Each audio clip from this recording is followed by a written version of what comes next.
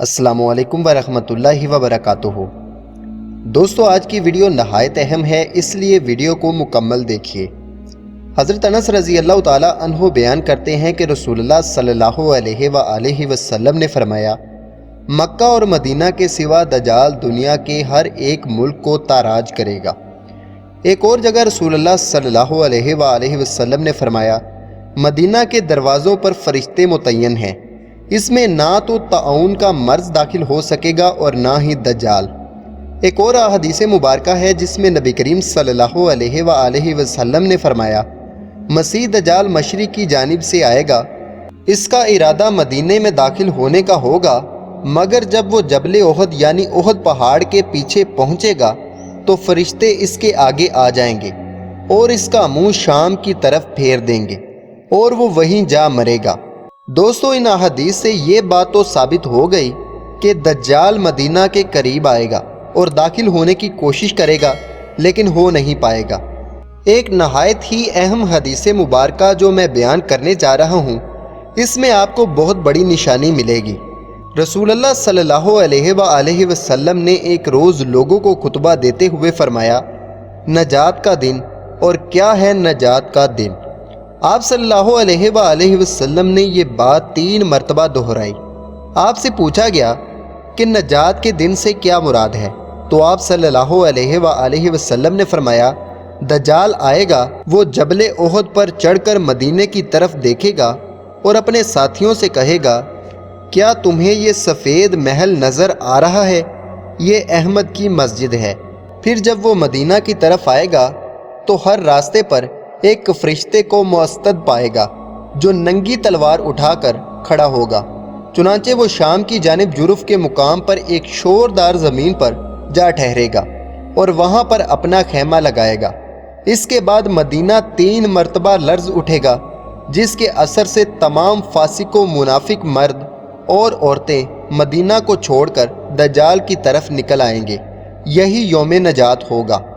دوستو، ذرا تاریخ کی کتابوں کا جائزہ لیجئے تو آپ کو معلوم ہوگا کہ حضرت محمد صلی اللہ علیہ وآلہ وسلم نے جب مکہ سے مدینہ ہجرت فرمائی تو رسول اللہ صلی اللہ علیہ وآلہ وسلم نے صحابہ اکرام کی مدد اور تعاون سے گارے کی دیواروں اور کھجوروں کی چھال سے ایک مسجد تعمیر فرمائی جو مسجد نبوی شریف کے نام سے مشہور ہوئی۔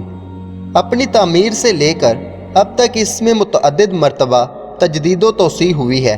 موجودہ دور میں شاہ فہد بن عبدالعزیز مرحوم نے مسجد نبوی کی توسیع کا عظیم الشان منصوبہ مکمل کیا۔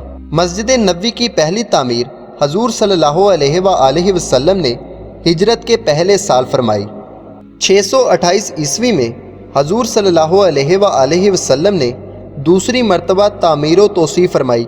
پھر 638 عیسوی میں حضرت عمر فاروق نے، 649 عیسوی میں حضرت عثمان غنی نے، پھر 706 میں ولید بن عبد الملک نے، اور پھر مزید 9 خلیفہ جنہوں نے مسجد کی تعمیر میں حصہ لیا۔ پھر سعودی حکومت نے 1951 میں چھوٹی سی مسجد کا رقبہ بڑھا کر 6024 سے 16326 مربع میٹر کر دیا۔ پھر دوبارہ 1983 میں اس کا رقبہ 1,65,500 مربع میٹر کیا گیا۔ آج مسجد نبوی میں ہر طرح کی ٹیکنالوجی موجود ہے، جس میں اے سی وغیرہ، صاف پانی، بیٹھنے کے لیے اچھے قالین، اور یہ مسجد اتنی خوبصورت ہے کہ جو بھی یہاں جاتا ہے اس کا وہاں سے آنے کو دل نہیں کرتا۔ اور واپس نہ آنے کی وجہ صرف یہ نہیں ہے کہ مسجد خوبصورت ہے، اور بھی کئی وجوہات ہیں۔ یہ سب کچھ آپ کو بتانے کا مقصد صرف اتنا تھا کہ اس احادیث مبارکہ پر غور کریں اور یہ لائن پڑھیں جس میں آپ صلی اللہ علیہ وآلہ وسلم سے پوچھا گیا کہ نجات کے دن سے کیا مراد ہے، تو آپ صلی اللہ علیہ وآلہ وسلم نے فرمایا، دجال آئے گا اور وہ جبل احد پر چڑھ کر مدینہ کی طرف دیکھے گا۔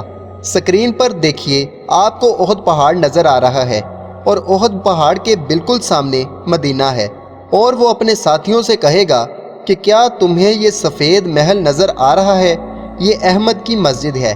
اور آج دیکھیں، مسجد نبوی ایک سفید محل کی طرح نظر آ رہی ہے۔